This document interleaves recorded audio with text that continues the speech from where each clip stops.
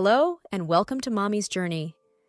Today, one of my good friends wants to share something deeply personal, their adoption journey and the lessons they wish they had known before they adopted.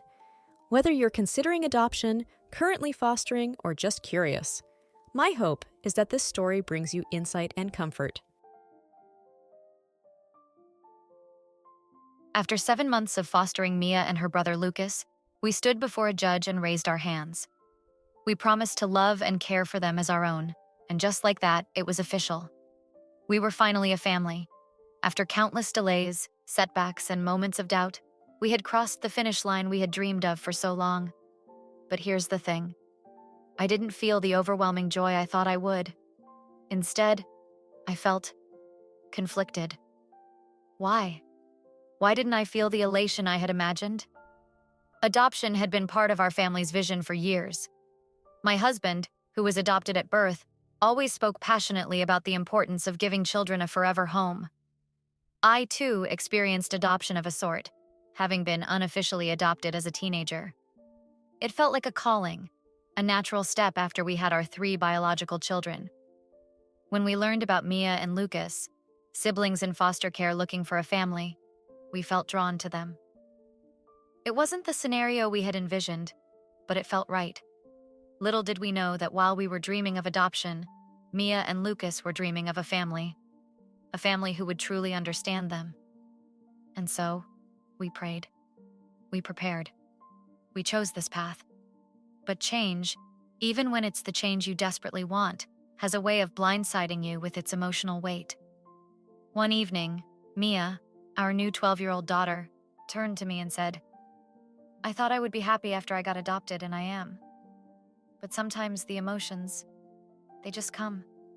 I don't know why, but they just do." Yes, sweet girl, they certainly do.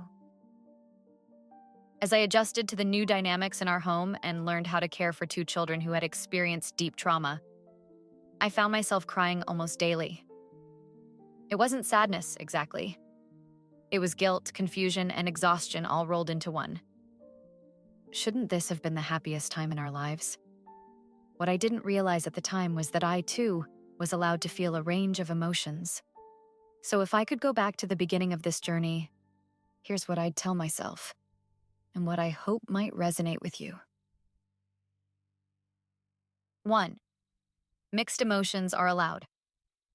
Everywhere I turned, people wanted the fairy tale version of our story. When I tried to share the struggles, I'd often hear, "But aren't you so happy to have completed your family?" It was as though there was no room for the messy, complicated truth. Here's the truth. Adoption is beautiful, yes, but it's also hard. My children had experienced trauma that most people cannot fathom, and those wounds didn't just vanish once the papers were signed. Their struggles became our struggles.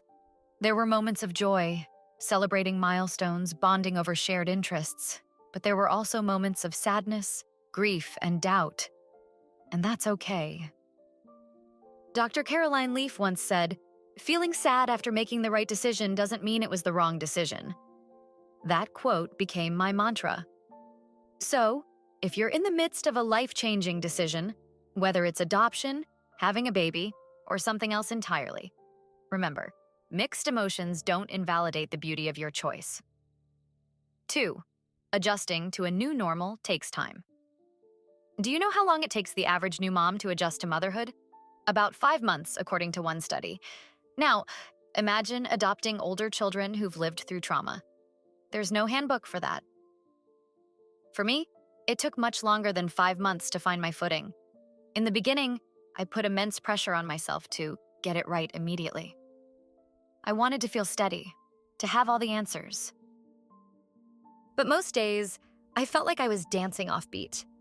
What I learned is that survival mode is part of the process. It's unsettling because you fear it might last forever. But trust me, it doesn't. You will find your rhythm again. It's okay to give yourself grace during this time of adjustment. 3. Establish rhythms. Years ago, a friend of mine went through a heartbreaking loss. Her counselor gave her a simple but profound piece of advice. Establish a rhythm. Plan out your day, even if it's small. That advice stuck with me. And I applied it during our post-adoption transition.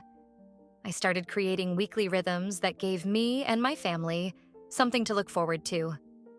Monday night pickleball games, Friday pizza and movie nights, Sunday afternoon rest and reflection.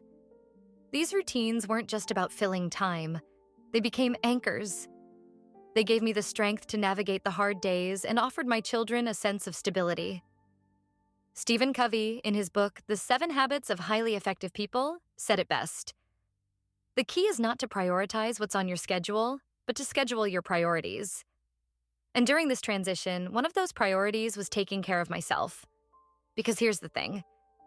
You can't pour from an empty cup. Your mind, your body, your emotions, they matter. Closing reflections.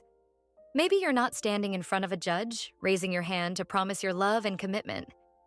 But every parent, every caregiver raises their hand in their own way, every single day. As you tend to your children and navigate life's changes, don't forget to tend to yourself too. You're allowed to feel. You're allowed to grieve. And you're allowed to celebrate, even if the emotions are messy and complicated. Thank you for listening to our adoption journey. If this story resonated with you, please like, subscribe, and share it with someone who might need to hear it. Together, we can create a space for honest, heartfelt conversations about the beauty and the challenges of parenthood.